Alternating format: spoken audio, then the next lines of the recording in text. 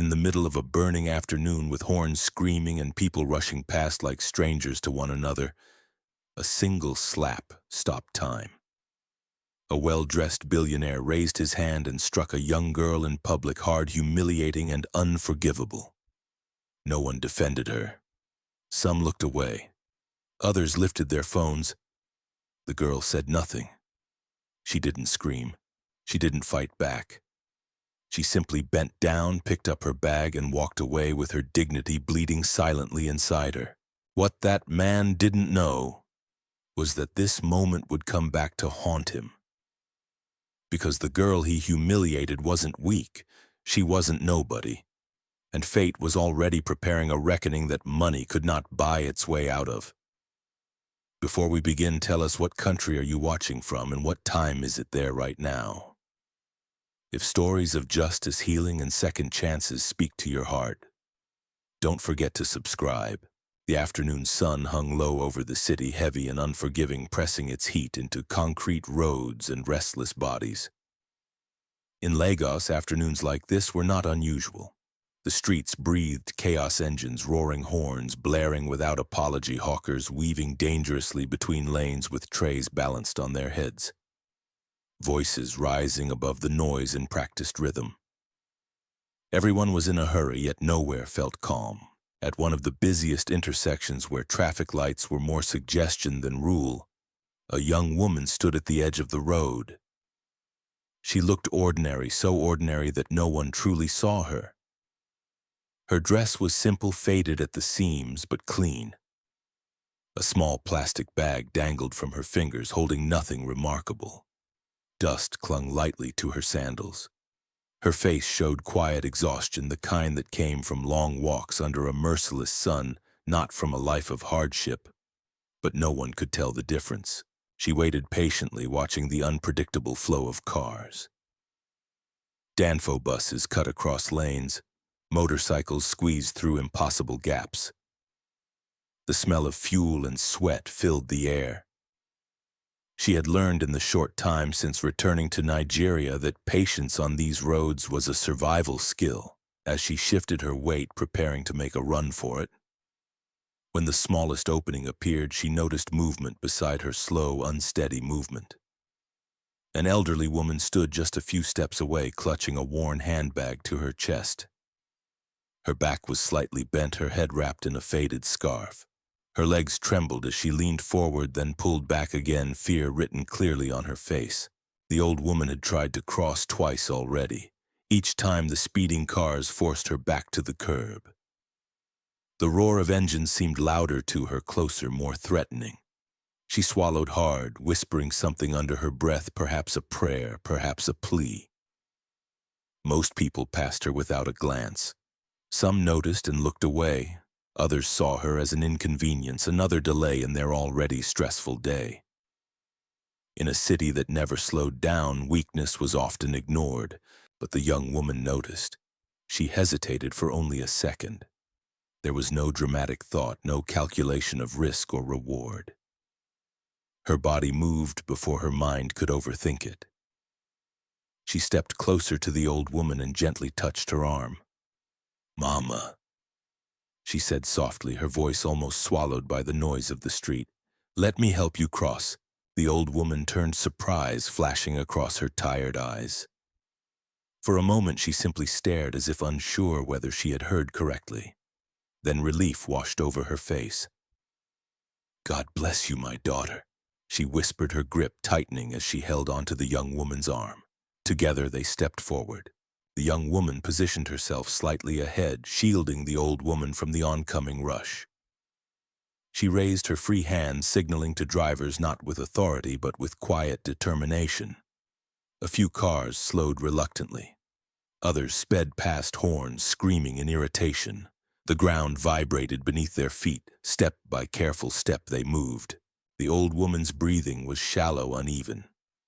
The young woman adjusted her pace, matching it without complaint. Her arm remained steady, supportive, patient. She murmured reassurance with every few steps. Words meant more to calm than to instruct. They were almost across when it happened. A sleek black car was parked too close to the edge of the road, its polished body reflecting the harsh sunlight like a mirror.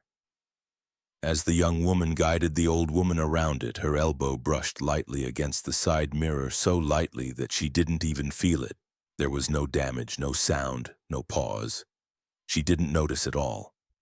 But the car noticed. The door swung open sharply. The sound cut through the noise of the street, abrupt and aggressive. The young woman stopped instinctively, still holding the old woman's arm. Before she could even turn fully, heavy footsteps hit the ground. The air around them shifted. She sensed it before she saw it, that sudden pressure that came when anger entered a space. The kind that made people step back without understanding why. Behind dark sunglasses and a perfectly tailored suit stood a man who looked like he owned the world around him. His shoes gleamed. His wristwatch caught the sun. Everything about him screamed control, wealth, and entitlement. He looked at the young woman the way people looked at something that had offended them by existing. "Are you mad?" he barked. The words were sharp, loud, cutting through the afternoon heat like a blade. People nearby slowed, drawn by the tone even before they understood the reason. The young woman turned fully now, confusion spreading across her face. She still hadn't connected his anger to any action of hers. "I'm sorry, sir," she began politely, her voice calm, respectful. "Is there a problem?" He stepped closer, removing his sunglasses with a dramatic flick of his wrist. His eyes were cold, scanning her from head to toe with open disdain. "You touched my car," he snapped. "Do you even know how much this car costs?" The young woman glanced briefly at the vehicle, then back at him. Her brows furrowed slightly. "I didn't realize I touched anything," she said honestly. "I was just helping." She didn't get to finish. The old woman beside her stiffened, sensing danger. Her fingers tightened around the young woman's arm. But the man was no longer listening. To him, explanations from someone like her were meaningless. The street seemed to hold its breath. The young woman opened her mouth again, ready to apologize if necessary. Ready to take blame she didn't fully understand, because peace mattered more to her than pride. She never saw the hand coming. The sound came first.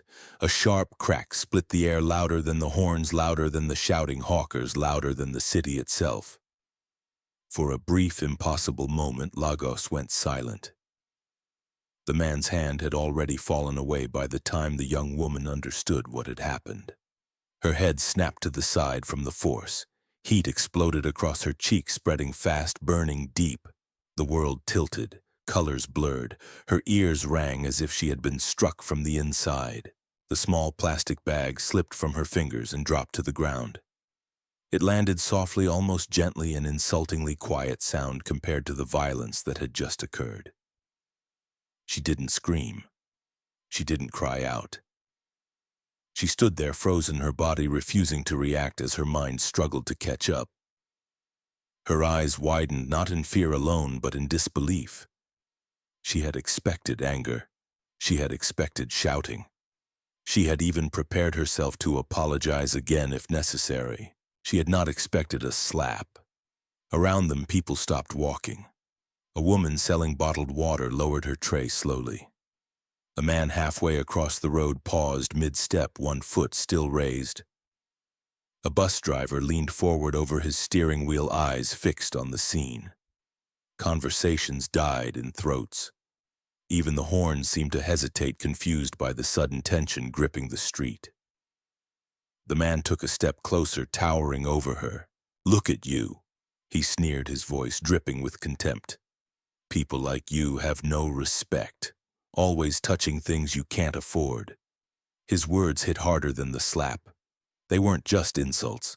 They were a judgment, a verdict passed on her entire existence based on what she wore, how she looked, and where he believed she belonged in the world.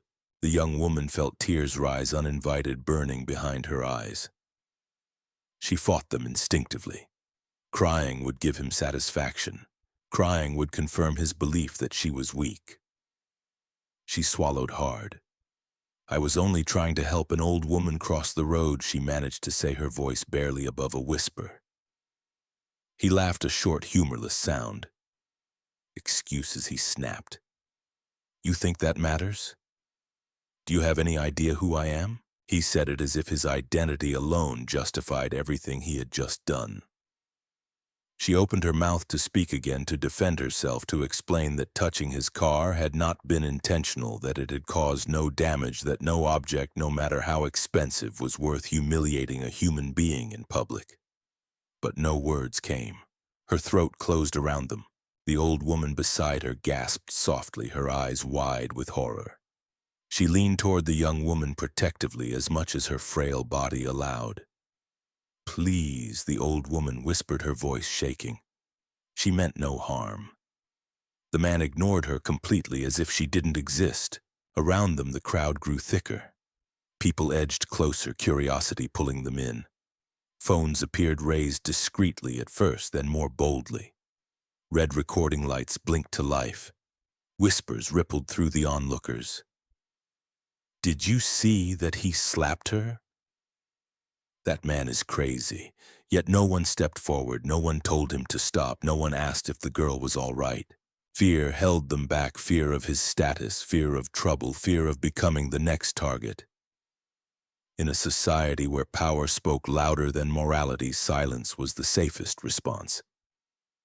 The young woman felt it acutely, that collective abandonment. It hurt almost as much as the slap. Her cheek throbbed now, pulsing with pain.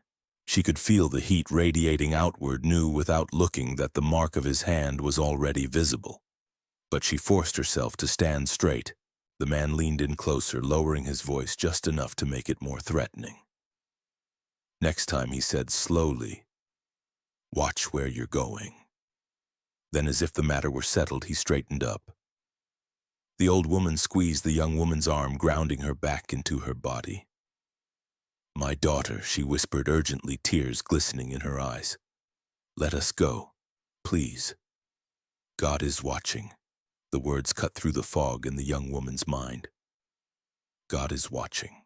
She took a deep breath, the air burning her lungs as she inhaled. Slowly, deliberately, she bent down and picked up the plastic bag from the ground. Her hands trembled, but she didn't rush. Every movement was controlled, measured. She refused to look at him again. Instead, she turned slightly toward the old woman and nodded. Let's go, Mama, she said quietly. Her voice was steady. That steadiness unsettled some of the onlookers more than any shouting would have. They had expected her to break, to cry, to beg, to cause a scene. She did none of those things. With her head held high and her eyes fixed ahead, she guided the old woman away from the junction. The crowd parted slowly, uncertainly, as if embarrassed by their own inaction. Some people lowered their phones, others continued recording, eager to capture the ending, unaware that the real story was only beginning. Behind them, the man watched for a moment. He scoffed loudly.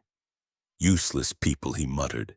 He reached into his pocket, pulled out a crisp white handkerchief, and wiped the side mirror of his car with exaggerated care, as though her touch had dirtied it.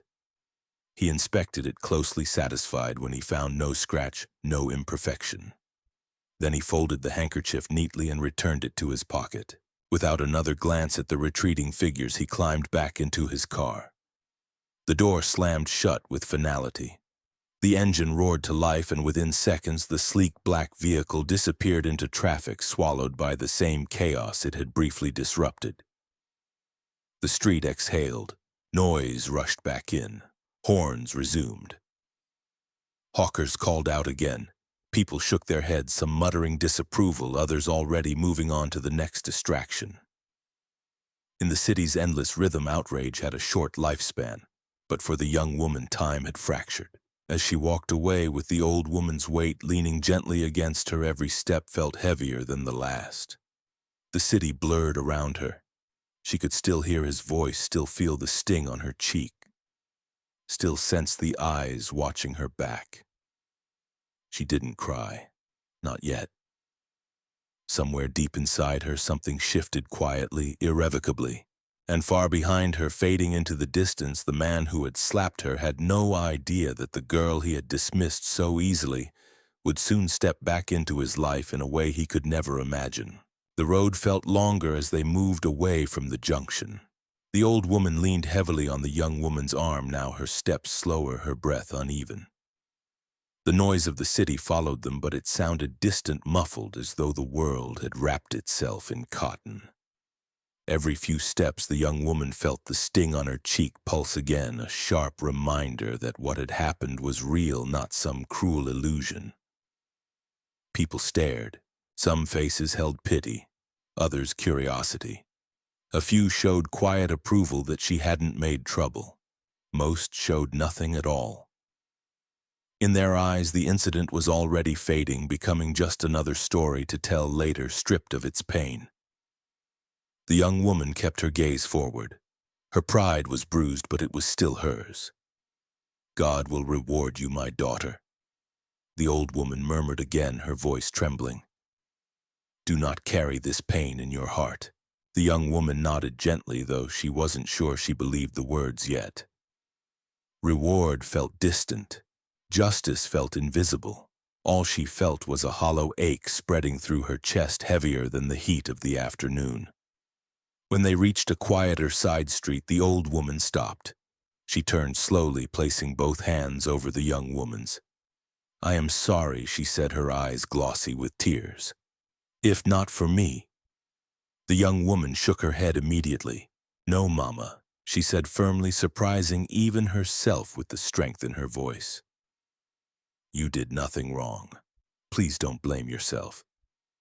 She reached into her bag and offered the old woman a small bottle of water.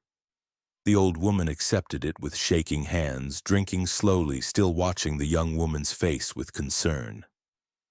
"May God protect you," she said softly after a moment. "The world is hard on good hearts." The young woman forced a small smile. They parted there, the old woman walking carefully down the street, turning back twice to wave. The young woman waited until she disappeared around the corner before continuing on her own. That was when the weight truly settled.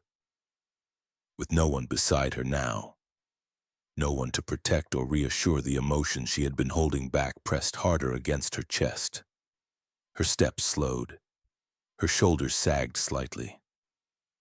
She reached up unconsciously and brushed her fingers against her cheek. It was swollen, tender, marked. She dropped her hand quickly, as if ashamed to touch the evidence. "People like you," the man's voice echoed in her head. "People like you." She had heard those words before, not spoken so loudly, not with such cruelty, but whispered in looks and dismissive tones, in the way strangers treated one another based on appearances. She had wanted to understand it, to experience it, to see it for herself. Now she had. The irony burned.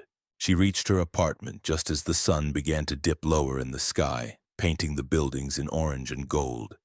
The security guard nodded at her politely, unaware of the storm raging inside her. She returned the greeting automatically and climbed the stairs to her floor.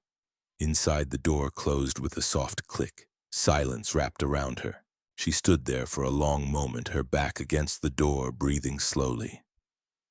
The apartment was spacious, tastefully furnished, filled with the quiet comfort of privilege. Nothing in it reflected what had happened outside. Nothing acknowledged her pain. She walked to the bathroom and turned on the light. Her reflection stared back at her. The mark on her cheek was impossible to ignore. Now red, slightly raised, the shape of fingers still visible. Her eyes looked darker than usual, not from tears, but from something deeper. Disappointment. Disillusionment. She leaned closer to the mirror. How did it come to this? She whispered to herself. She remembered the reason she had chosen this path, the promise she had made before returning home. No security details, no designer clothes, no public displays of wealth. She wanted to move through the city unseen, to understand her people, her country. Without the shield of her father's name, she had wanted truth. The mirror offered it back to her mercilessly. Slowly, she washed her face, letting cool water run over her skin. It helped with the swelling but did little for the ache inside her chest. She patted her face dry and sat on the edge of the bathtub staring at the tiled floor. Her phone buzzed on the counter. She ignored it. Another buzz. Still, she didn't reach for it. She already knew who it would be. Her father's assistant, her father himself, someone checking in asking if she had settled well, if she needed anything. What would she say? That she had been slapped in the street like a nobody, that the city had watched and done nothing? She closed her eyes tightly. No, not today. She moved to her bedroom and sat on the bed, folding her hands in her lap. The room smelled faintly of lavender, calming, familiar. It reminded her of the years she had spent abroad, of safety, of classrooms and libraries, of a life where respect came easily because of her accent, her education, her passport. She laughed softly, bitterly. So this was home. Tears finally gathered heavy and insistent, but she refused to let them fall. She tilted her head back, blinking rapidly until the pressure eased. Crying would not undo what had been done. It would not erase the slap, the words, the looks. And she had promised herself something a long time ago. Never to cry because someone decided she was less. She stood and walked to the window. Outside, the city glowed as night approached. Lights flickered on. Cars continued their endless dance below. Life moved forward, indifferent to individual pain. She rested her forehead against the glass. Today she had learned something she could never unlearn. Kindness did not protect you from cruelty. Silence did not stop injustice. And dignity, while powerful, often went unnoticed. Yet as heavy as her heart felt, another truth stirred quietly beneath the pain. She had walked away. She had not begged. She had not lowered herself to match his cruelty. And that mattered. Somewhere across the city, the man who had struck her was already forgetting her face, already moving on with his life. He believed the moment was over, but for her it had changed something fundamental. It had stripped away illusions. It had sharpened her resolve. She straightened her shoulders and stepped back from the window. "This is not the end," she said softly, her voice steady now. Fate, however, had already begun weaving threads far beyond her awareness, threads that would soon pull her and the man who had humiliated her into the same room under very different circumstances. And when that day came, silence would no longer be enough. By the time the black Mercedes merged back into traffic, the man behind the wheel had already dismissed the incident from his mind. To him it had been nothing, an irritation, a brief disruption in an otherwise important day. The kind of inconvenience people like him encountered and erased without a second thought. As the car glided smoothly through the city streets, he adjusted his cufflinks, straightened his posture, and focused on the calls waiting on his phone. He did not replay the slap in his head. He did not wonder whether he had gone too far. He did not question the fear in the girl's eyes or the silence of the crowd. In his world, power came with permission. Permission to shout, permission to humiliate, permission to correct those who dared to cross invisible lines. He turned up the air conditioning, shutting out the heat, the noise, the chaos of the streets. Inside the car, everything was cool, controlled, sanitized, just the way he liked it. At the next traffic light, he glanced briefly at his reflection in the rearview mirror. His jaw was tight, his expression hard. He looked satisfied, assured of himself. People needed to learn boundaries, he told himself. And people like her needed to be reminded of their place. The thought brought no guilt, only a dull sense of justification. As he drove, his phone buzzed again. This time he answered without hesitation. "Yes," he said sharply. "Put them on hold. I'll be there in 15 minutes. His tone left no room for argument. He was a man accustomed to obedience. When he finally arrived at his destination, a tall glass building rising confidently above the surrounding structures, the security personnel hurried to open his door. He stepped out, straightening his jacket as though nothing in the world could touch him. "Good afternoon, sir." One of them greeted respectfully. He nodded once, not breaking stride. Inside the building was a reflection of his success: polished floors, muted colors, the quiet hum of efficiency. Employees stood a little straighter when he passed. Conversations lowered. Eyes followed him with a mix of admiration and fear. This was where he belonged. By the time he reached his office, the girl at the junction had completely disappeared from his thoughts. Up on the top floor, behind large glass windows overlooking the city, he sank into his leather chair. His assistant stood nearby, tablet in hand, listing appointments and updates. He listened with half an ear, his attention already shifting to profit margins, brand launches, and strategic meetings. "Cancel the afternoon shoot," he said suddenly. "Reschedule for Friday." "Yes, sir," she replied immediately, typing fast. The ease with which people adjusted their lives around his words reinforced what he already believed: that his time, his comfort, his priorities mattered more than anyone else's. The meeting began shortly after. Board members spoke. Ideas were presented. Numbers were analyzed. He interrupted, often cutting people off when they hesitated, dismissing suggestions he found weak. No one challenged him. They never did. When the meeting ended, several people complimented his leadership. "You handled that well," one of them said. "Firm, decisive." He accepted the praise without humility. Firmness, he believed, was strength. Decisiveness, he believed, required no compassion. As the hours passed, the city outside shifted from afternoon to evening. From his vantage point, it looked beautiful: tiny lights flickering on like stars, roads glowing with movement. It was easy to feel powerful up here, removed from the dust and sweat below. He leaned back in his chair, hands folded behind his head. If he had paused just for a moment, he might have remembered the way the girl had looked at him after the slap. Not angry, not defiant, just stunned, quiet, dignified in a way that hadn't begged for mercy. But he didn't pause. To him, she was already gone.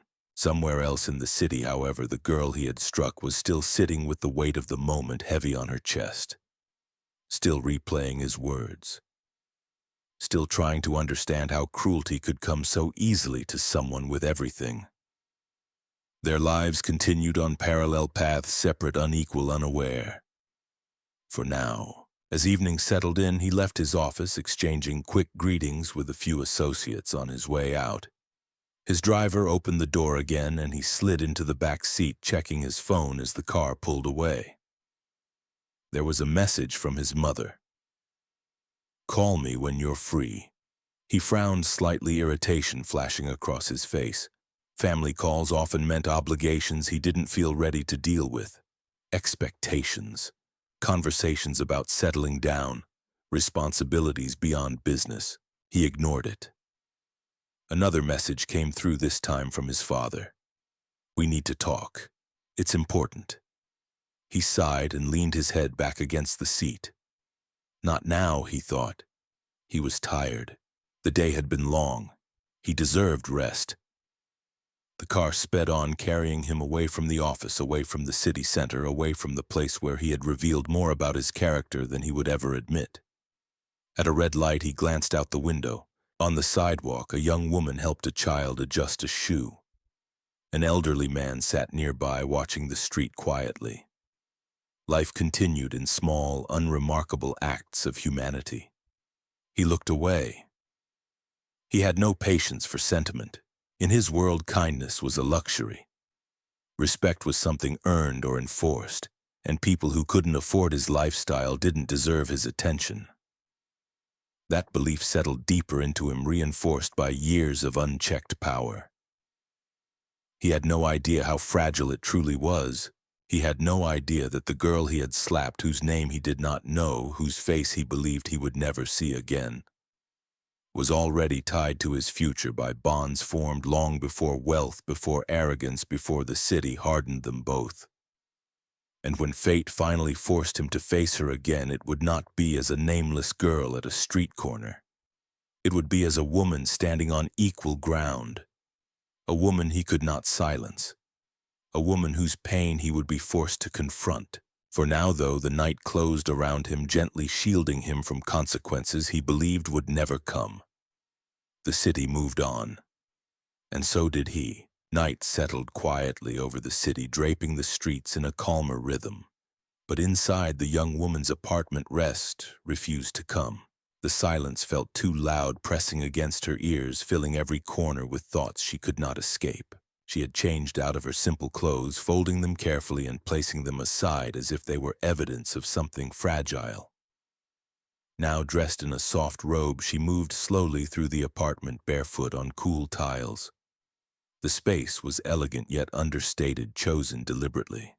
She had asked for it this way. No excessive luxury, no obvious display of wealth, because today wealth had failed her. She stopped in the living room and sat on the couch, her posture straight, hands resting on her knees. The city lights filtered in through the large windows, painting shadows on the walls. From here, everything looked peaceful, controlled, predictable. But inside her nothing was. Her cheek still throbbed faintly. The swelling had gone down slightly, but the tenderness remained, as if her skin itself refused to forget. She reached for an ice pack from the freezer and pressed it gently against her face, closing her eyes. The memory returned instantly, the sound, the shock, the way the crowd had frozen. Her chest tightened. She inhaled deeply, then exhaled slowly, counting under her breath the way she had learned years ago when anxiety threatened to overwhelm her. It helped steady her breathing, but it did nothing to quiet her thoughts. She had come back home full of hope. After 7 years abroad, years filled with lectures, late-night study sessions, internships, and quiet loneliness, she had imagined her return would feel like a reunion with herself, with her roots, with the place that had shaped her. Instead, within 2 weeks, she had been reminded of a truth she had once tried to forget. Status ruled everything.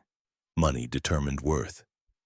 And humility was often mistaken for weakness. Her phone buzzed again. This time she looked at the screen. Her father's name glowed softly. She stared at it for several seconds before answering. "Daddy," she said finally, keeping her voice steady. "My Princess Chief Adewale Akinlabi," replied warmly. "I was beginning to worry. How was your day?"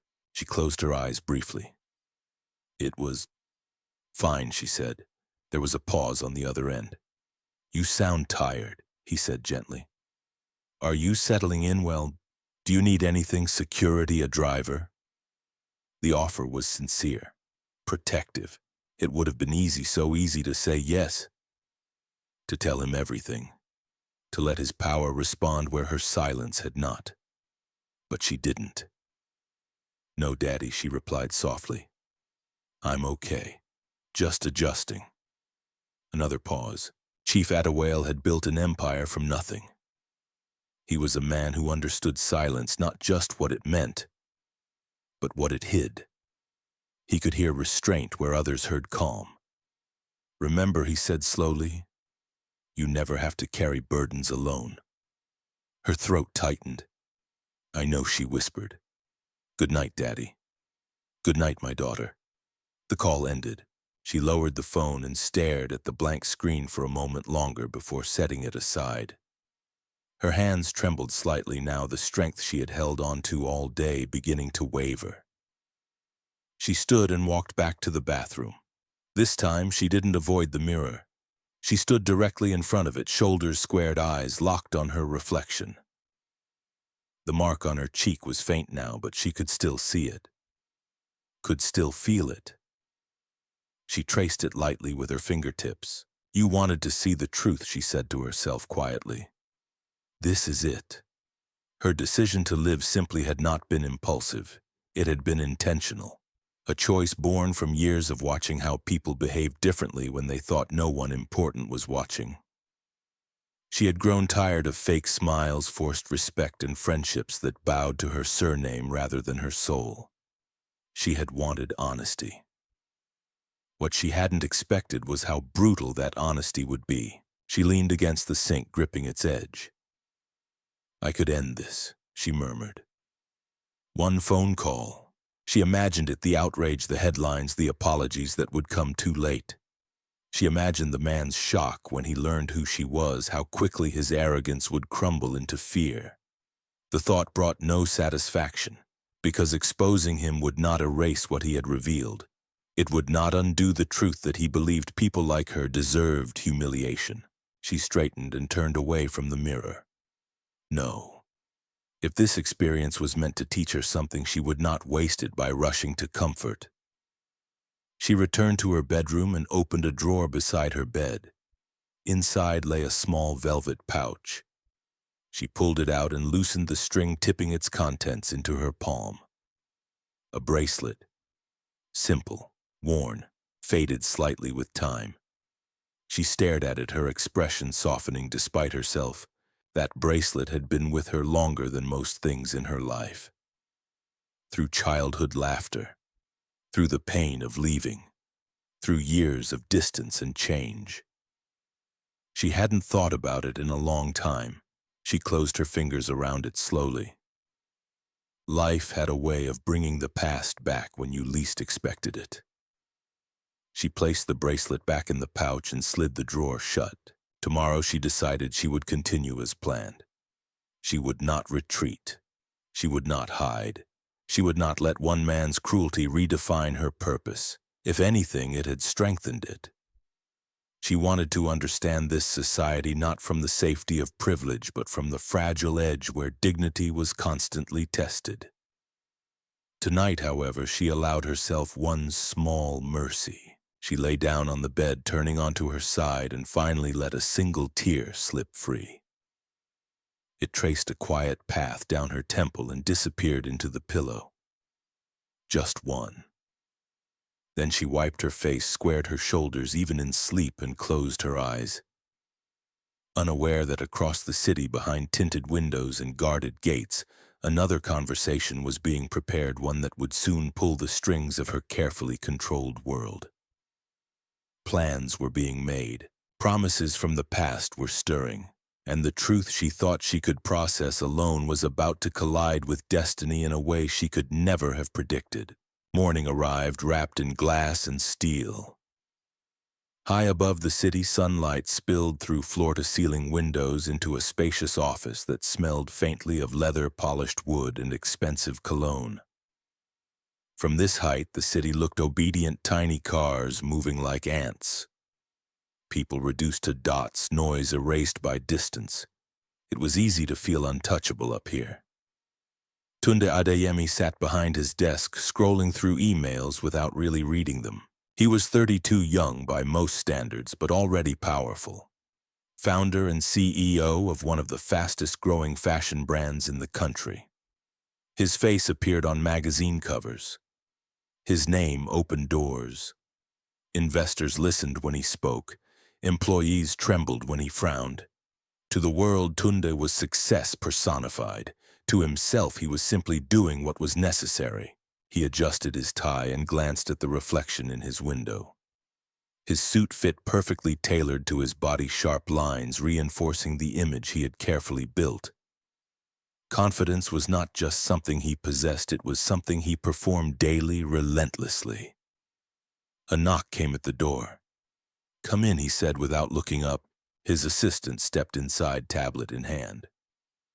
"Sir, the media team needs approval for the new campaign visuals, and the board meeting has been moved forward to noon." "Fine," he replied curtly. "Send the visuals to my email. Cancel anything after 2. "Yes, sir?" She hesitated for a moment, then spoke again. "Your mother called twice this morning." That earned her a glance. "And she asked that you return her call today. She said it's important." Tunde exhaled slowly, irritation flickering across his face. "I'll call her later," he said. "You can go." The assistant nodded and left quietly, closing the door behind her. Alone again, Tunde leaned back in his chair and stared at the ceiling. Family. It was the one area of his life he had never fully brought under control. He prided himself on discipline, on emotional restraint, on never letting sentiment interfere with progress. That mindset had carried him far from modest beginnings to boardrooms filled with men twice his age who now answered to him. But his parents had never been impressed by his bank balance alone. They still talked about responsibility, about legacy, about marriage. The thought made his jaw tighten. He turned his chair toward the window, watching the city below. Somewhere down there, people struggled through heat and traffic, worried about rent, food, survival. He felt nothing for them, not because he was cruel by nature, but because he had trained himself not to care. Caring slowed you down, caring made you hesitate, and hesitation in his experience was dangerous. That belief hadn't formed overnight. It had grown quietly year by year, shaped by boardroom battles, betrayals disguised as handshakes, and a society that rewarded dominance more than decency. Somewhere along the way, kindness had begun to feel like a weakness he couldn't afford. The incident at the junction the day before did not cross his mind. Not consciously. If it had, he would have dismissed it immediately. People bumped into things. People crossed lines. People needed correction. That was how the world stayed in order. At least that was what he told himself. The meeting began at noon. Tunde entered the conference room with practiced authority, greeting no one in particular as he took his seat at the head of the table. Conversations died down instantly. Everyone straightened. Numbers appeared on screens, charts, projections, talk of expansion into international markets. Tunde listened, interrupted challenged assumptions, rejected cautious proposals in favor of bold ones. "This brand does not grow by playing safe," he said sharply at one point. "We lead or we disappear." Heads nodded. No one argued. After the meeting, a younger executive lingered behind, clearly nervous. "Sir," the man began carefully, "about the employee welfare concerns raised last quarter." Tunde's eyes hardened. "Handled," he said flatly. Anything else? The executive swallowed. "No, sir." He left quickly. Tunde returned to his office, the familiar sense of control settling comfortably around him. This was where he excelled, where the rules were clear and power was respected. Yet as the afternoon dragged on, a strange restlessness crept in. He dismissed it as fatigue. By evening, he finally called his mother. She answered on the second ring. "Tunde," she said warmly, "I was beginning to think you'd forgotten us." "I've been busy," he replied. "What is it?" There was a pause. "Your father and I would like you to come over for dinner tomorrow night," she said. "There's something we need to discuss with you." He frowned. "Can it wait?" "No," she said gently but firmly. "It can't." He exhaled slowly. "Fine. I'll be there." "Good," she replied, relief evident in her voice. "It's time, my son." Time for what he wondered but didn't ask. The call ended. Tunde set his phone down and rubbed his temples. A faint headache pulsed behind his eyes. He stood and poured himself a glass of water, staring at the city lights as night fell once again. He thought of how far he had come, of the boy he used to be, barefoot, laughing, full of simple dreams. The memory was faint, blurred by years of ambition. That boy felt like someone else entirely. Now he was a man who commanded respect, who did not apologize easily, who did not bow. And yet beneath all that confidence there was an emptiness he never named. He told himself it was the price of success, that some sacrifices were necessary, that feelings were distractions. He didn't know, couldn't imagine that the girl he had struck, whose face he had already erased from his memory, was about to re-enter his life, not as a stranger but as a mirror. A mirror that would force him to see exactly who he had become. For now, though, he straightened his jacket, gathered his things, and left the office unaware that the foundation of his carefully built identity was already beginning to crack. The following afternoon, the atmosphere inside Chief Adewale Akinlabi's home was calm, almost reverent. The mansion sat quietly behind tall gates and manicured hedges removed from the noise and impatience of the city. Inside, the air smelled of polished wood and fresh flowers. Everything was orderly, intentional, much like the man who owned the house. Alara sat in the living room, her posture composed, hands folded neatly in her lap. She wore a simple dress, elegant without trying too hard. Anyone who saw her now would immediately recognize her as a woman of class and breeding. Nothing about her suggested the girl who had stood at a street junction days earlier, cheeks burning under public humiliation. And yet the memory clung to her like a shadow. She had spent the morning in quiet reflection, attending a short meeting with her personal assistant, reviewing a few documents related to her charitable interests. Life on the surface had resumed its familiar rhythm. But inside her, something remained unsettled. When the door to the study opened, she rose instinctively.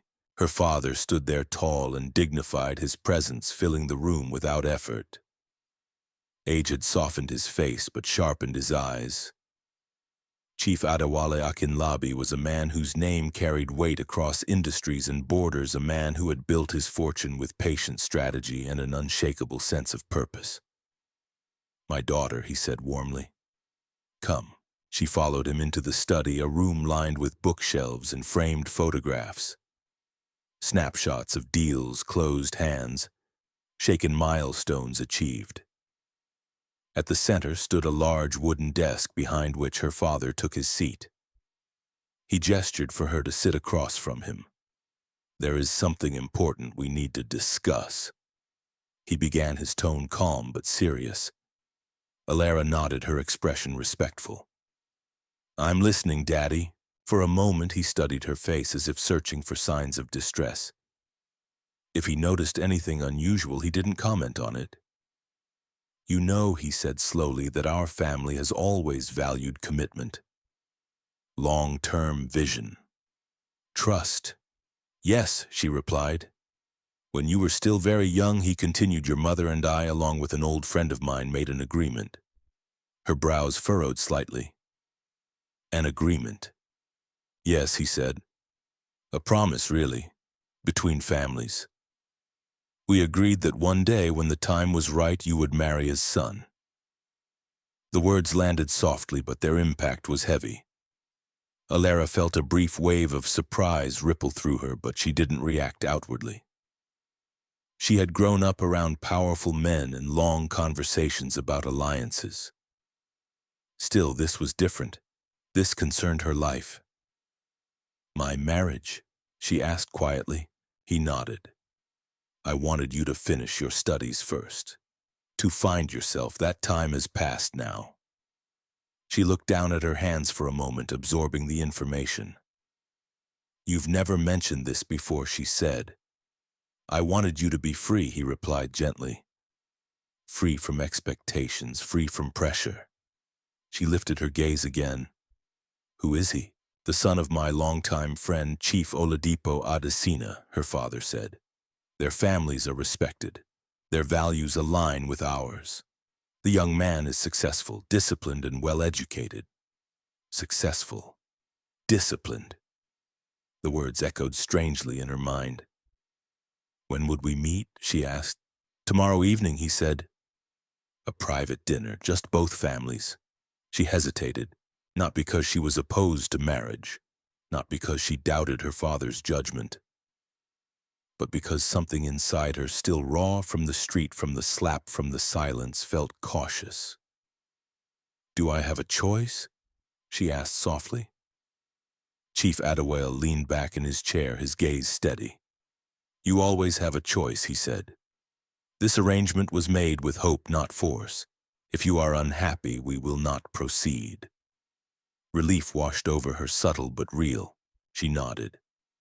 "Then I will meet him." Her father smiled, satisfied. "Good. I believe this union could bring you happiness." She returned the smile politely, though uncertainty lingered beneath it. As she stood to leave, her father added, "Alara, I know the world can be harsh, but remember who you are." She paused, turning back to face him. "I do," she said. And she did. That evening across the city, a similar conversation was unfolding in another grand home. Tunde sat stiffly in the living room of his parents' residence. Arms crossed, his expression carefully neutral. His father paced slowly in front of him, hands clasped behind his back. "You are no longer a boy," Chief Oladipo Adesina said firmly. "It is time you settle down." Tunde exhaled sharply.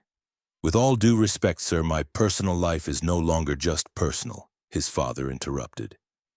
"You carry this family's name. Our legacy." Tunde's mother sat nearby, watching him with a mixture of hope and concern. "We arranged your marriage years ago," she added gently. "To Chief Akinlabi's daughter." Tunde froze. "You arranged what he asked," disbelief breaking through his composure. "The decision was made with careful thought," his father said. "She is intelligent, educated abroad, raised well. You will meet her tomorrow night." Tunde stood abruptly. "You did this without asking me." "Yes," his father replied calmly. "Because some decisions require wisdom beyond impulse." Silence stretched between them. Tunde clenched his jaw, anger simmering beneath the surface. He had built his life on control, on choosing his own path. And now suddenly that control was being challenged. "I don't even know her," he said. "You will," his mother replied softly. "And you will thank us later." He wanted to argue, to refuse, to remind them that he was no longer dependent on their approval. But something held him back. Respect, habit, perhaps fear of disappointing them. Finally he sighed. "Fine, I'll come." His father nodded, satisfied. Good. Neither of them knew. Not him. Not Alara. They did not know that fate had already crossed their paths violently, shamefully, and without recognition. They did not know that beneath layers of wealth, pride, and time there lay a forgotten bond forged in childhood. And as night deepened over the city, destiny smiled quietly, preparing to bring truth to the table where lies of appearances would no longer survive. The night before the dinner passed slowly for both of them, though in very different ways. In her apartment, Alara sat by the window long after the city lights had softened into a distant glow. The air conditioner hummed quietly, a steady rhythm beneath her thoughts. She had laid out 2 dresses on the bed, both elegant, both appropriate, both unmistakably hers. She stood between them, not truly choosing by style, but by feeling. Marriage. The word settled uneasily in her chest. She had always known this day might come. In families like hers, love was often expected to grow within responsibility, not before it. She respected her father's wisdom. She trusted his intentions. Yet trust did not erase uncertainty. She reached for her phone and scrolled through old photos she rarely visited. Childhood images surfaced, bare feet on red earth, laughter under open skies, a small village that felt impossibly far away now. She lingered on one photo in particular, 2 children standing beneath a mango tree, faces bright with unguarded joy. She smiled faintly. Those days belonged to a different life, a simpler one. She locked her phone and let it rest beside her, then chose the dress that felt the least like armor. Tomorrow she decided she would meet fate as herself. No disguises, no experiments.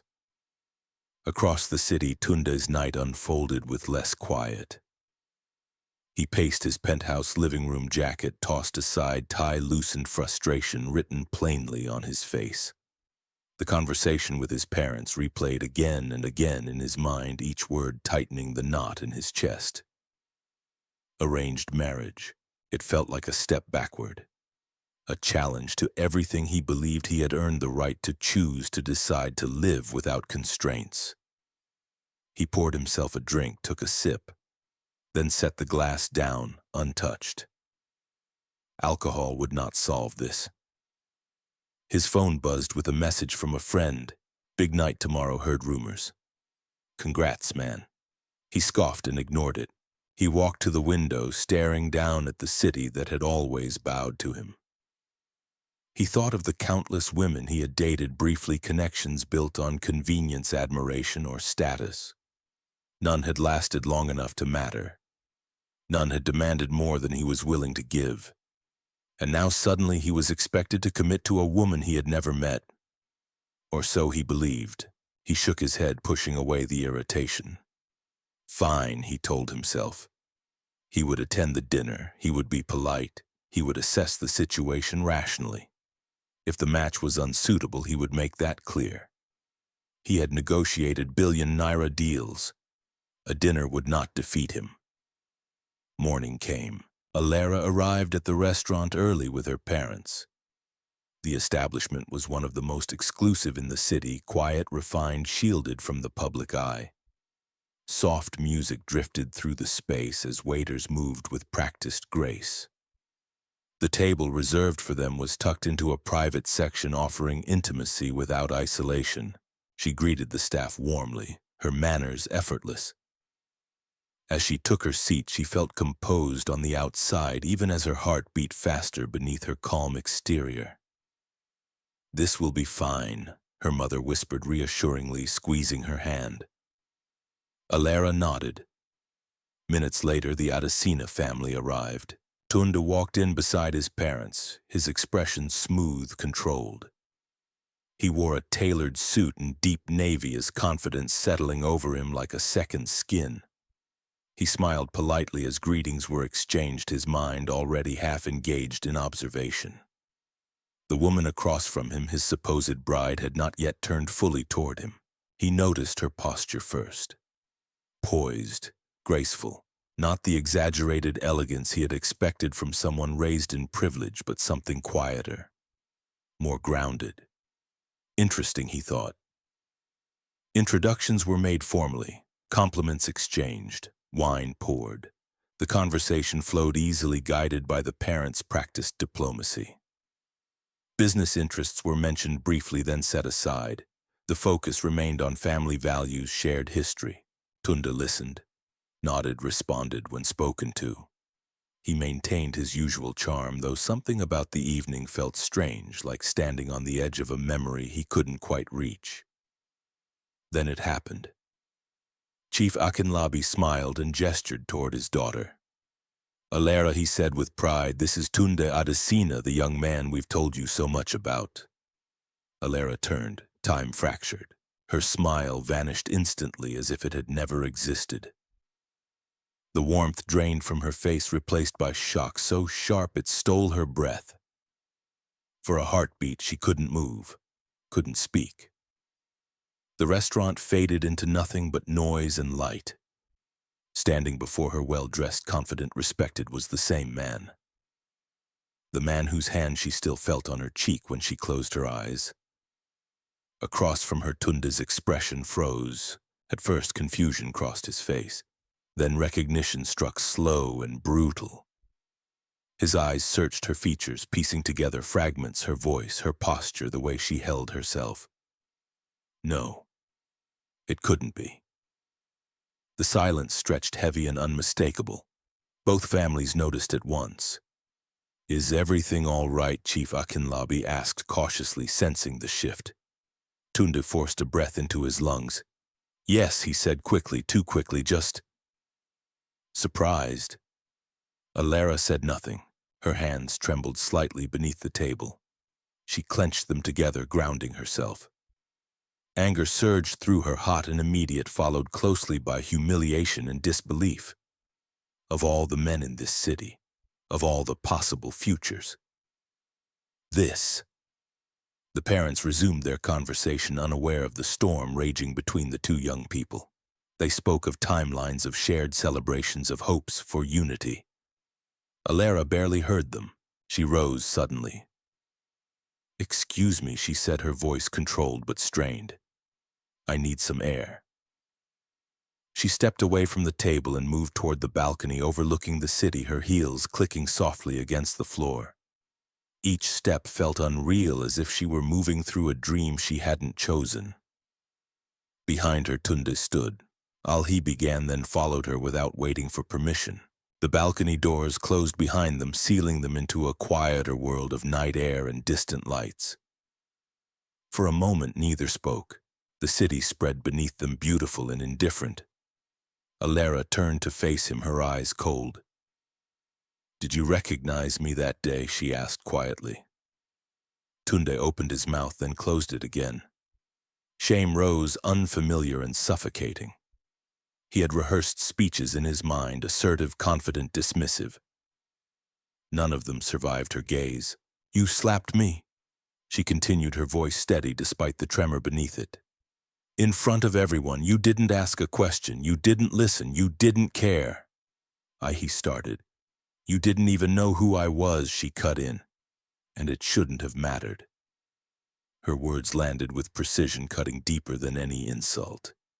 He lowered his eyes. I'm sorry, he said finally. I can't change what I did. But I am sorry. She studied him for a long moment, her expression unreadable. You're not the boy I used to know, she said softly. The words hit him like a blow. He looked up sharply. What do you mean? She hesitated, realization flickering across her face. A truth long buried began to surface, fragile and dangerous. Tunde, she asked slowly, you really don't remember me, do you? The city lights shimmered below them as fate tightened its grip, preparing to unveil a secret neither of them was ready to face. The question hung between them, fragile and dangerous. Tunde Alera repeated, her voice quieter now, edged with something that sounded almost like grief. You really don't remember me, do you? He stared at her, searching her face as though memory might suddenly rise to meet him halfway. The city lights below blurred into streaks of gold and white, but her eyes stayed sharp, unyielding. There was no anger in them now, only disappointment. That somehow hurt more. He shook his head slowly. I don't understand. She turned away from him, resting her hands on the balcony rail. The cool metal pressed into her palms, grounding her. For a moment she said nothing, as if deciding whether the past deserved to be spoken aloud. There was a village, she began softly, not far from the river. Mango trees everywhere, red earth that stained your feet if you ran too fast. Tunde's breath caught. Images stirred at the edges of his mind, vague, distant, like a dream fading upon waking. Dusty afternoons, laughter, a boy chasing shadows beneath a wide sky. You used to sit under one of those mango trees, she continued. You said it was your thinking place. You'd pretend you were a king ruling from there. His heart began to pound. No, he whispered. That's impossible. She turned back to face him. Her eyes glistened now, reflecting more than city lights. You were the first person who ever defended me, she said, when the older boys laughed at my shoes. You stood in front of me and told them to leave. The air seemed to thin around them. You shared your food with me when I forgot mine, she went on. We talked about everything, dreams, fears, the future. Tunde took a step back, as if the ground beneath him had shifted. That was a long time ago, he said, his voice hoarse. I was a child, so was I, she replied. And yet I never forgot. Her words unlocked something inside him. A memory broke free. A girl laughing as she ran barefoot through the grass. Small hands clasped in his. A promise whispered beneath a mango tree as the sun dipped low. Don't forget me. His chest tightened painfully. You're Alera, he asked, his voice barely audible. From the village, she nodded once. Yes, she said. The same Alera you slapped without even looking at. The truth crashed into him with brutal force. He staggered slightly, catching himself against the balcony rail. Shame surged, sharp and overwhelming, drowning every excuse he had ever built. The girl he had humiliated. The woman he was meant to marry. The child who had once loved him when he had nothing. All the years of success, of power, of arrogance, none of it shielded him now. I didn't know, he said desperately. I swear I didn't know it was you. She laughed softly, without humor. That's the point, Tunde. You didn't know, and you didn't care to know. The silence between them stretched heavy with regret. I changed, he said quietly. Life changed me. Yes, she agreed, it changed both of us, but it didn't have to erase who you were. He looked at her then not as a stranger, not as a social obligation, but as the mirror she had become. In her gaze, he saw everything he had lost. I'm sorry, he said again, but the words sounded small, inadequate. Alara studied him for a long moment. Sorry doesn't erase humiliation, she said. It doesn't heal wounds you never acknowledged. Before he could respond, the balcony doors opened. Alara, her mother's voice called gently. Is everything okay? Alara straightened, wiping away the trace of emotion from her face. Yes, she replied. I just needed some air. Her parents approached slowly, concern written across their faces. Tunda stepped back instinctively, his composure shaken. Dinner is ready, Chief Akinlabi said, glancing between them. Shall we? They returned to the table, carrying the weight of revelation between them like an unspoken burden. Conversation resumed, but it was hollow now. The parents discussed wedding dates, venues, guest lists, dreaming aloud of a future neither of their children could yet imagine. Alara nodded politely when addressed, but her mind was elsewhere. Every word scraped against the raw truth she now carried. Tunda sat stiffly, barely tasting the food before him. Each laugh from the table sounded distant, distorted. He replayed her words again and again, each repetition cutting deeper. After dessert, as coffee was served, Alara set her cup down. May I speak? She asked quietly. The table fell silent. Chief Akinlabi smiled encouragingly. Of course, my dear. She took a breath. I need time, she said carefully.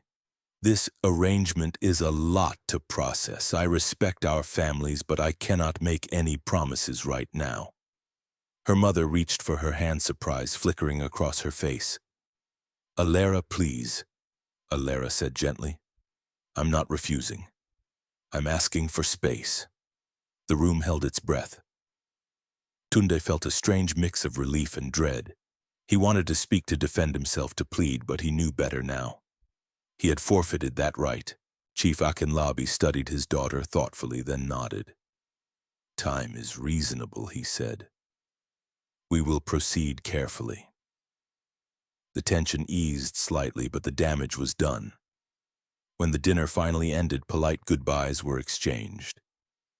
Promises of future conversations floated through the air, uncertain and fragile. Outside the restaurant, the night greeted them cool and quiet. Alara stood beside her parents' car, her expression composed but distant. Tunde approached hesitantly, stopping a few steps away. Alara, he said softly. She looked at him, her gaze steady. I won't ask you to forgive me, he continued. I don't deserve that. But I need you to know. I hate the man I was that day. She considered him for a moment. Hate is easy, she said. Change is harder. With that, she turned and got into the car. As it pulled away, Tunde stood rooted to the spot, the truth settling heavily around him. He had spent years believing power defined him. Tonight he learned that memory forgotten and reclaimed could be far more powerful. And for the first time in a very long time, Tunde Adesina felt afraid. Not of losing a deal, not of public failure, but of having lost himself. That night, sleep refused to come. Tunde lay on his bed, staring at the ceiling, the lights turned off, the room silent except for the faint hum of the city outside. His phone rested on the bedside table screen, dark notifications unanswered. For the first time in years, he did not feel in control of his thoughts. Alara's face haunted him. Not the composed, elegant woman at the dinner table, but the girl on the street standing frozen in shock, her dignity wounded but unbroken. The sound of the slap replayed in his mind with cruel clarity. Each time it echoed, his chest tightened as though the blow had landed on him instead. He turned onto his side, then onto his back again. It was useless. He had said he was sorry. He had meant it. Yet the words now felt embarrassingly small, like coins dropped into a well too deep to hear them land. You didn't even care to know. Her voice returned calm but devastating. Tunde closed his eyes. How had he become that man?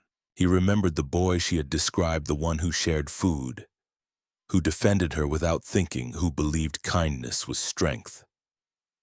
That boy felt like a stranger now. Somewhere along the path to success, he had buried him beneath ambition, pride, and the constant need to dominate before being dominated. Morning came without rest. At the office, his staff immediately sensed the change. Tunde was quieter, slower to interrupt, distracted.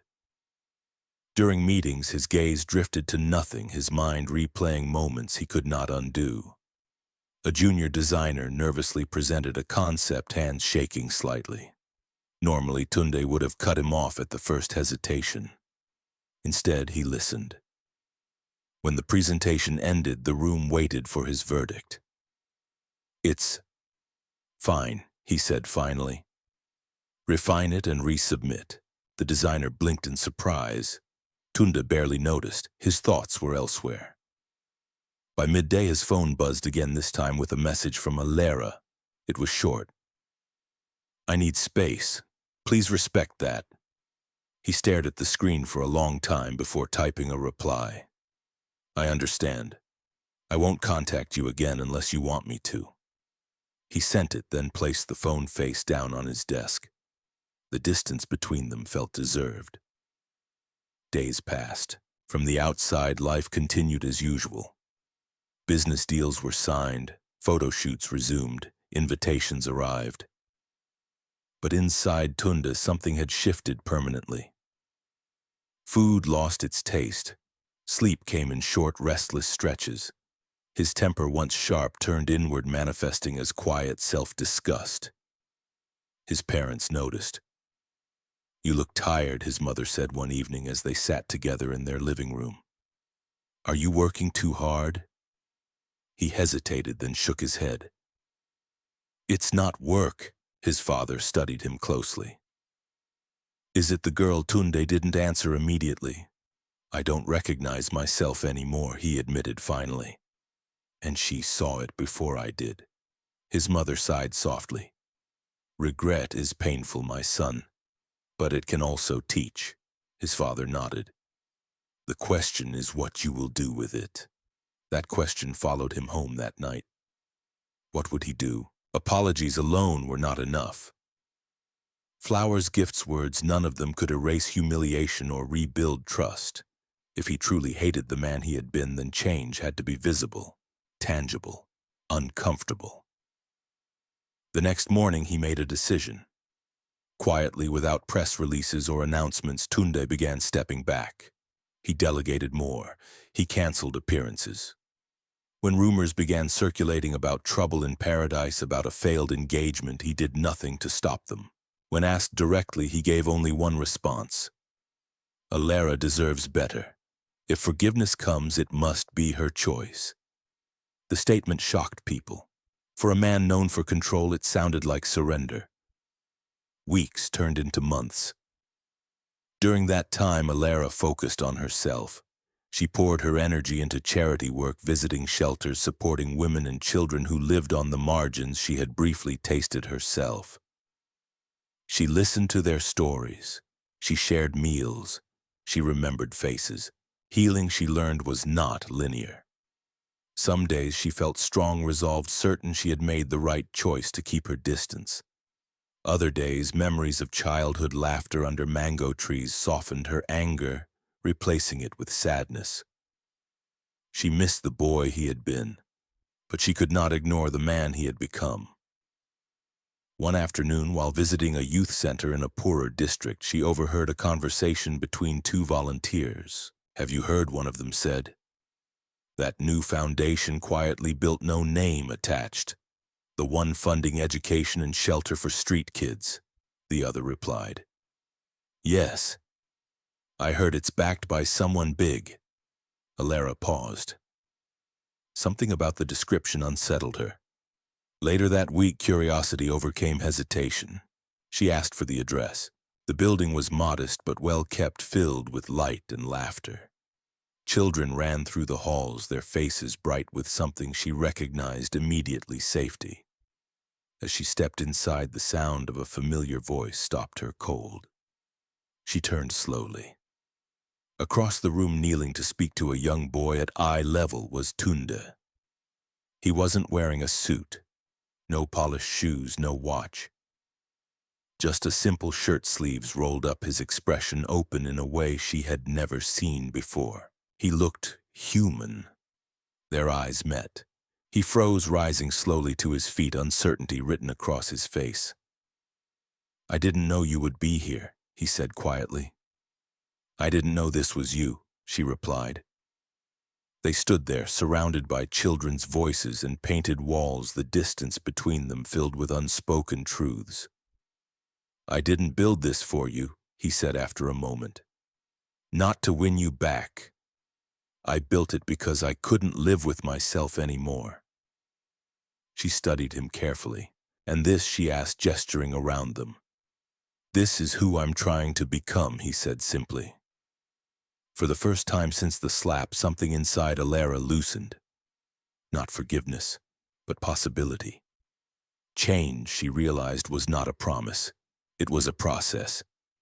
And for the first time, Tunde was walking it without asking for applause, without demanding absolution.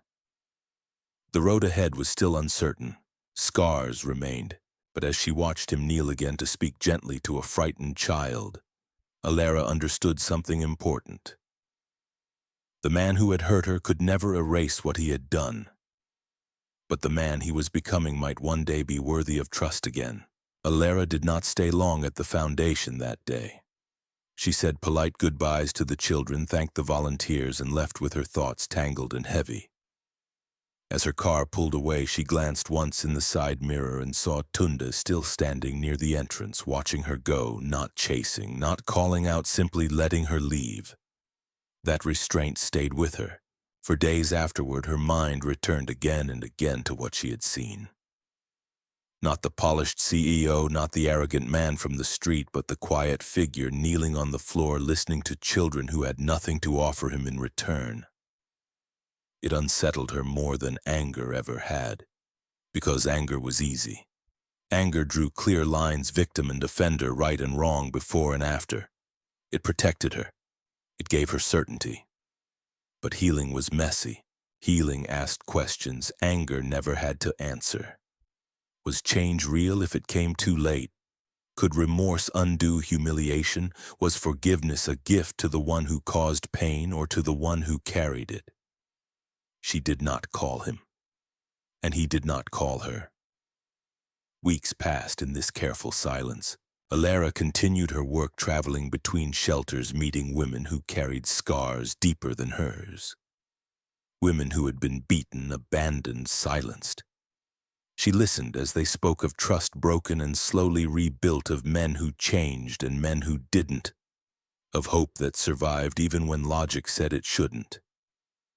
At night, she wrote in a journal she had kept since her years abroad. "Today I saw someone try to become better. But wanting change doesn't erase the past. I don't know where the line is between self-respect and mercy." Meanwhile, Tunde kept his distance exactly as he had promised. He did not send messages. He did not appear unexpectedly. He did not ask mutual friends to speak for him. Instead, he worked. Not the kind of work that built profits, but the kind that stripped him of comfort.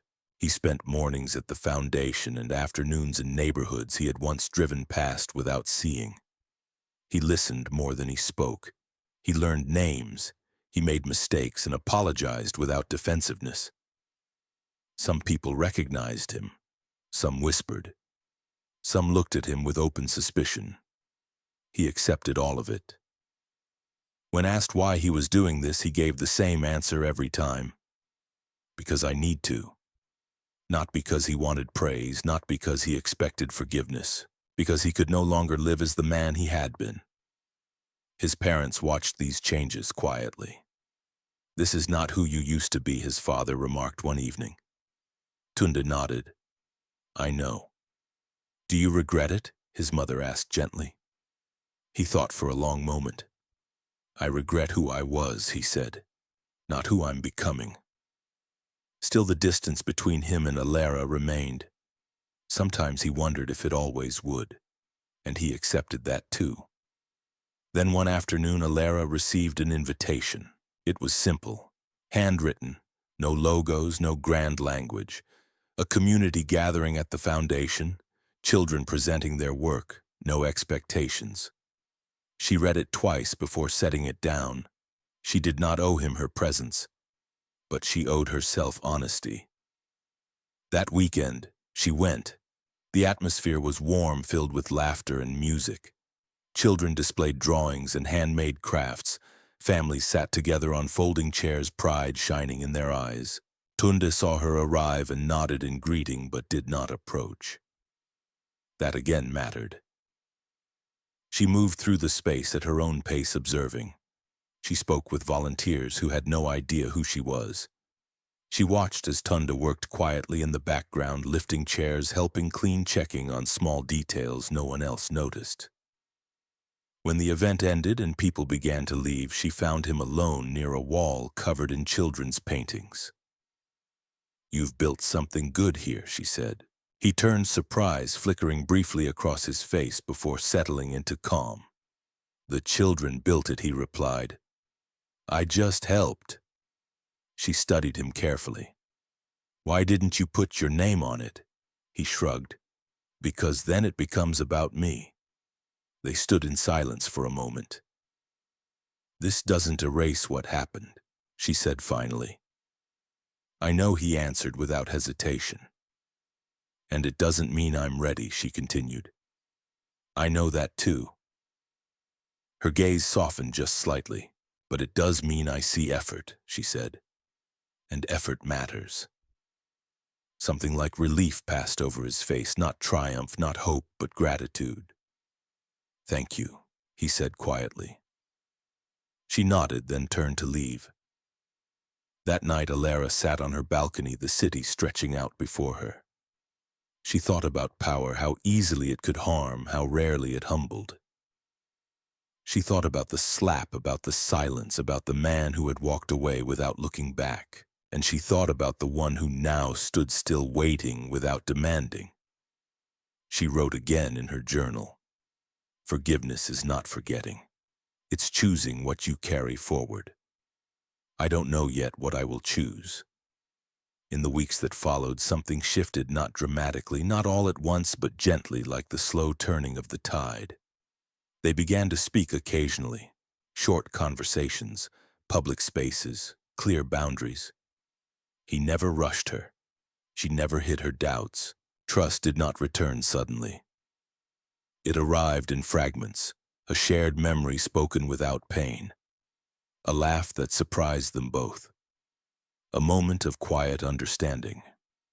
One afternoon, while walking through a park near the old part of the city, Alara stopped beneath a large mango tree. She stared at it for a long time. "This looks familiar," she said softly. Tunde followed her gaze, his breath caught. "I used to sit under one like this," he said slowly. "A long time ago." She turned to him. "So did I." The past stood between them, not as an accusation, but as a reminder. What they had been, what they had lost, what they might still choose to become. Healing, Alara realized, was not about pretending the slap never happened. It was about deciding whether the man who caused it was capable of never raising his hand again against anyone. She did not have her answer yet. But for the first time since the street, she felt something other than pain when she looked at him. She felt clarity, and that she knew was the beginning of something honest. The mango tree stood quietly at the edge of the park, its wide branches casting long shadows across the grass. It was older than most of the buildings around it, stubbornly rooted in a city that had grown fast and forgotten many of its beginnings. Children ran past it without a second glance. Couples sat nearby, lost in their own worlds. For Alara, the sight of it pulled something deep from her chest. She walked closer, her steps slow, deliberate, as if afraid the memory might vanish if she moved too quickly. Her fingers brushed the rough bark, and suddenly she was no longer a woman standing in a modern city. She was a girl again, barefoot, laughing, breathless from running too hard. Tunda watched her quietly from a few steps away. He felt it too, the strange tightening in his chest, the sense of returning to a place he had abandoned long ago. The tree before them was not the same one from their childhood village, but it might as well have been. Memory did not care about geography. "You remember now," Alara said softly, not as a question, but a statement. He nodded. "More than I expected." They stood beneath the branches in silence, the city humming faintly around them. The space between them felt different here, less tense, more reflective. "I used to wait for you under the tree," she said, "even after you stopped coming." Tunda lowered his gaze. "I didn't know." "You didn't ask," she replied gently, without accusation. The truth settled between them.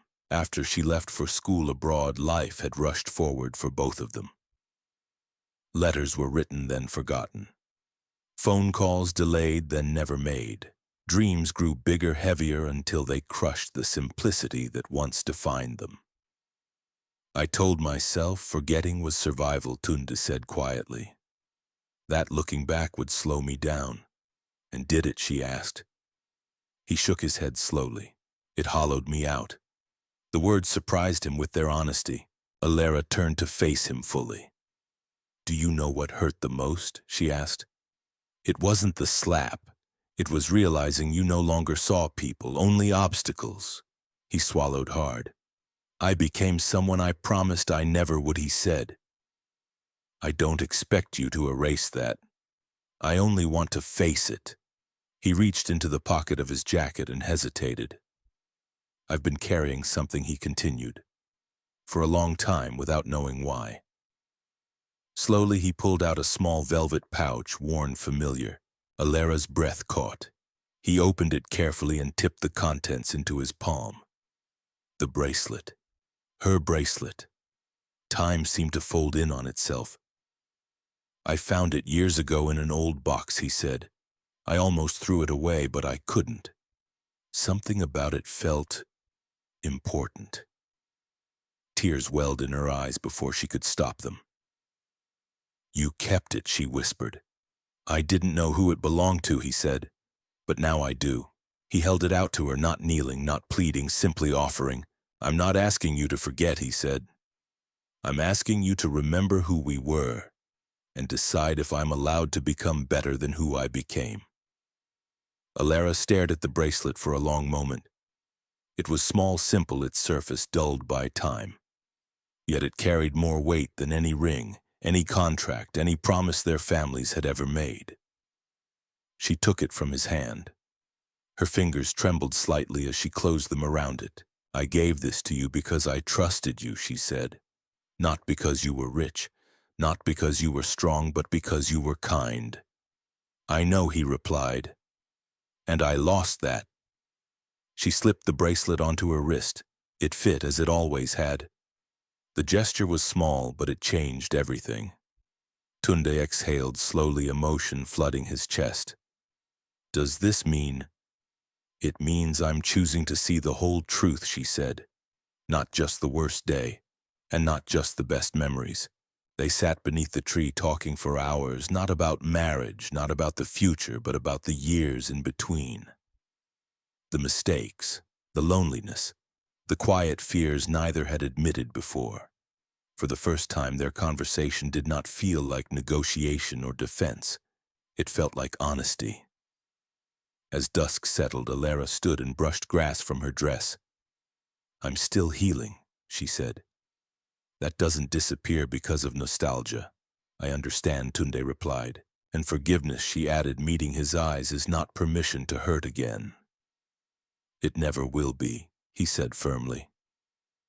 They walked back toward the park entrance together, not holding hands, not rushing, just side by side. In the days that followed, the world seemed to shift in subtle ways. Their parents noticed the change first. "You look lighter," Alara's mother remarked one morning. "I am," Alara replied. Not because the pain is gone, but because it no longer controls me. When talk of the wedding surfaced again, Alara did not recoil, nor did she agree immediately. This time she said calmly, "If we move forward, it will be because we choose each other, not because of promises made before we knew the cost." Both families surprisingly agreed. Weeks later, as plans resumed slowly, thoughtfully, Alara requested one condition. "I want a simple ceremony," she said. "No spectacle, no performance." And where her father asked, she smiled faintly. "Under a mango tree." The choice puzzled some, but no one argued. On the morning of the wedding, the air was soft and warm. The city seemed to pause just slightly, as if honoring something quieter than celebration. Guests gathered beneath the wide branches of an old mango tree on the outskirts of town. Chairs were arranged simply, flowers were modest, laughter drifted easily. Alara arrived wearing a dress that reflected who she truly was. Not the girl from the street, not the heiress, but the woman who had learned to stand whole. Tunda waited beneath the tree nerves, visible humility evident. When she approached, he met her gaze without flinching. No arrogance, no entitlement. Only gratitude. As vows were exchanged, Alara spoke clearly. "I forgive you," she said. "Not because what you did was small, but because I refuse to carry its weight forever." Tunde's voice broke as he responded. "I choose kindness," he said. "Every day, especially when no one is watching." The crowd remained silent, moved by words that carried truth rather than performance. As they were pronounced husband and wife, applause rose, not loud, not extravagant, but sincere. The mango tree stood witness, its branches swaying gently in the breeze. What began as a slap had become a reckoning. What could have ended in bitterness had grown into accountability, and beneath the shade of memory and choice, two people stepped forward, not perfect, not healed completely, but honest. That more than love alone would carry them. Marriage did not erase the past. It did not silence memory, nor did it magically seal old wounds. If anything, it brought them closer to the truth of what still needed healing. The weeks after the wedding were quiet by design. No lavish honeymoon splashed across social media. No public interviews. No magazine spread celebrating a power couple. At Alara's request, they retreated instead into routine, into normalcy, into the slow work of learning how to live beside one another without masks. They moved into a modest home on the edge of the city, far from the glittering towers where Tunda once felt invincible. The mornings were simple. Shared coffee, occasional silence, sometimes laughter that came unexpectedly and surprised them both. But there were also moments that tested them. The first came without warning. One afternoon, Alara was at the market, dressed simply, choosing vegetables from a local vendor. She heard raised voices nearby, a man shouting at a young girl who had accidentally brushed against his stall. The words were familiar, sharp, degrading. Her chest tightened. Before she realized what she was doing, her body had gone still. The sounds around her faded. The scene at the junction replayed itself with painful clarity. Her breathing grew shallow. The vendor noticed her distress. "Madam, are you okay?" She nodded, quickly paid, and left without finishing her shopping. When she returned home, she sat on the edge of the bed, staring at the wall, her hands clenched tightly in her lap. The memory had not asked permission. It had simply returned. That evening, Tunda found her there. He recognized the silence immediately. "What happened?" he asked gently. She hesitated. Then she told him everything: the market, the shouting, the way her body had reacted before her mind could intervene. "I thought I was past it," she admitted quietly. "But I'm not." He listened without interrupting, his face open, his posture attentive. "I'm sorry," he said, not defensively, not reflexively, but with understanding. "I know my apology doesn't fix this." She looked at him, then eyes searching. "What scares me," she said, "is not that you hurt me once. It's the fear that the world will always have men like you were that day. and that sometimes you might forget again. The words landed heavily between them.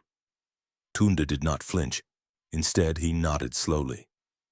That fear is fair.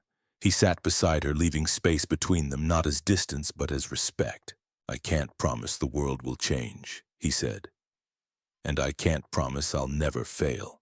But I can promise this: I will never stop choosing to be accountable. He paused, then added, and if you ever feel unsafe emotionally or otherwise, you can walk away. Even from me. The honesty in his voice unsettled her more than reassurance ever could. That night, Alara realized something important. Love that demanded silence was dangerous. Love that invited truth even when it was uncomfortable was different. Still, healing moved unevenly. Some days were light, others were heavy. There were moments when Tunde caught himself speaking sharply to an employee or driver, only to stop mid-sentence, breathe, and correct himself. Each time, Alara noticed, not with suspicion but with quiet acknowledgement. Change, she learned, was not dramatic. It was repetitive, intentional, often unseen. Yet outside their home, the world was less patient. Whispers followed them. How can she forgive him? He embarrassed her publicly. Money covers everything. Alara heard it all. At first it angered her, then it exhausted her. One evening she turned to Tunde and asked, "Do you ever wish this story had ended differently?" He considered the question carefully. "Yes," he said finally. "I wish I had never raised my hand. I wish you had never been hurt. But if you're asking whether I wish to escape accountability, no," she nodded. "I don't regret forgiving you," she said slowly. "But forgiveness doesn't mean silence. And it doesn't mean forgetting." "I know," he replied, "and I don't want it to." Months passed. The foundation continued to grow, now managed by a board that included women Alara had met through her charity work. Tunde deliberately stepped back from leadership, refusing to center himself. "It's not mine," he said simply. "It never was." Alara returned to speaking publicly, not about her marriage, but about dignity. About how quickly society excused cruelty when it wore expensive clothes. About how silence protected power, not people. At one event, a young woman asked her, "How did you know he had really changed?" Alara didn't answer immediately. "I didn't," she said honestly. "I watched. Over time, I listened more to his actions than his apologies." The answer spread quietly, resonating with many who had been taught that forgiveness was an obligation rather than a choice. One evening, as rain fell softly against their windows, Alara sat with her journal again. Forgiveness is not weakness. It is not denial. It is a decision renewed daily only when safety and truth are present. She closed the book and rested her head back, feeling the weight of those words. The past had not vanished. But it no longer owned her. For Tunde, the distance that once separated them pain. Memory fear had become a teacher. He learned that love was not proven by grand gestures but by restraint, by listening, by changing in ways that offered no applause. And for Alara, the space she once needed to protect herself had transformed into clarity. She no longer feared remembering. She feared forgetting why accountability mattered. Together they stood not as a fairy tale ending, but as something more difficult and more real. A story that acknowledged harm, a story that demanded growth, a story that refused to lie about how long healing could take. And as the city continued its restless rhythm outside their quiet home, both understood this truth. What had nearly destroyed them had also forced them to rebuild slowly, deliberately, honestly. The final test, however, was still ahead. Because healing was not only personal, it was public, and soon the world would watch once more. The invitation arrived quietly, without ceremony. A national forum on dignity, power, and social responsibility. Community leaders, business owners, students, media. Alara read it twice before setting it down. They want you to speak, Tunda said, already knowing the weight behind the silence that followed. She nodded slowly. They want the story. Do you want to tell it, he asked. The question mattered more than the invitation itself. Alara thought back to the street, the heat, the slap, the silence. She remembered the months of healing that followed the private work, the careful rebuilding. She remembered choosing forgiveness not because the world demanded it, but because she refused to be trapped by that moment forever. Yes, she said finally, but on my terms. The hall was full on the day of the forum. Rows of faces filled the space, young and old, wealthy and struggling, curious and skeptical. Cameras lined the back walls. Whispers rippled through the room as Alara took the stage. She stood alone, no husband beside her, no introduction designed to soften the truth. Just her. My name is Alara Akinlabi, she began calmly. And years ago I was slapped in public by a man who believed power excused cruelty. The room fell silent. I was dressed simply. I was helping an elderly woman. And when violence met silence, I learned something important: how quickly dignity is denied when people believe you are small. She paused, letting the words settle. I tell this story not because I enjoy remembering pain, she continued, but because many of you have lived it. Some of you have been the ones humiliated, and some of you, she held the audience's gaze, have been silent witnesses. A murmur moved through the crowd. I will not pretend forgiveness was easy, she said. It took time, it took accountability, and it took change that did not ask for applause. She turned slightly, gesturing toward the side of the stage. Tunde Adesina is here today, she said evenly. Not to defend himself, not to justify the past, but to stand in it honestly. Tunde stepped forward, then not as a CEO, not as a husband seeking validation, but as a man stripped of titles. The room buzzed with recognition, shock, judgment. He took the microphone with steady hands.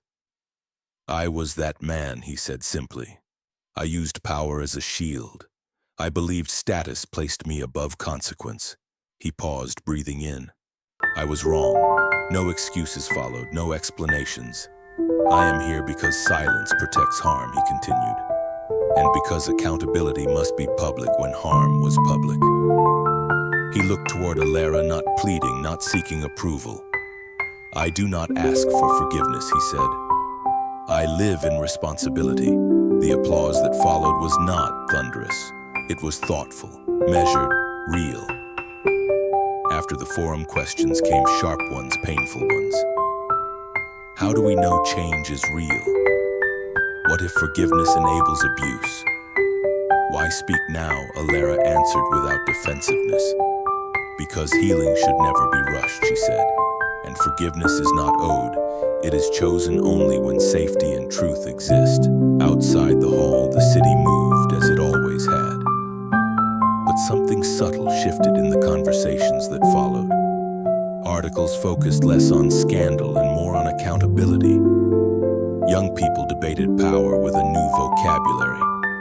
Organizations revisited policies that excused cruelty under success.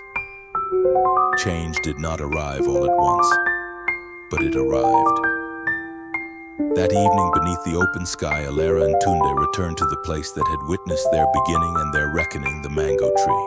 No crowd, no cameras, just the two of them. You didn't have to do that, Tunde said quietly. I did, Alara replied, for myself and for everyone who never gets an apology. They sat together, listening to the leaves rustle softly. I want you to know something, she added. Forgiveness didn't make me smaller. It made me free. He nodded. And accountability didn't destroy me. It gave me back my humanity. As night settled, they stood and walked home side by side, not as a fairy tale, not as a perfect ending, but as a living truth. A truth that said power must answer to dignity. That silence can be broken. And that healing, when chosen freely, can turn even the most painful moment into a beginning. This story reminds us that the way we treat people when we believe no one important is watching reveals who we truly are. Power, money, and status can open doors, but they can also close hearts if they are not guided by humility. A single moment of cruelty can leave scars that last for years, while a single act of courage or kindness can begin a journey of healing that changes many lives. True forgiveness is not silence, and it is not forgetting. It is a choice made slowly with boundaries, honesty, and safety. It does not excuse wrongdoing, and it does not erase accountability. Instead, it frees the wounded from carrying pain forever and challenges the offender to become better not through words, but through consistent action. Real change is quiet, it is patient, and it often happens far away from applause. This story also teaches us that dignity does not come from how we dress, where we come from, or how much we own. Dignity is inherent. It is something no slap, insult, or humiliation can truly take away. When we choose to see people fully beyond appearances, we help build a world where power serves humanity, not the other way around. If this story touched your heart, take a moment to share your thoughts in the comments. What part moved you the most, and what lesson will you carry with you?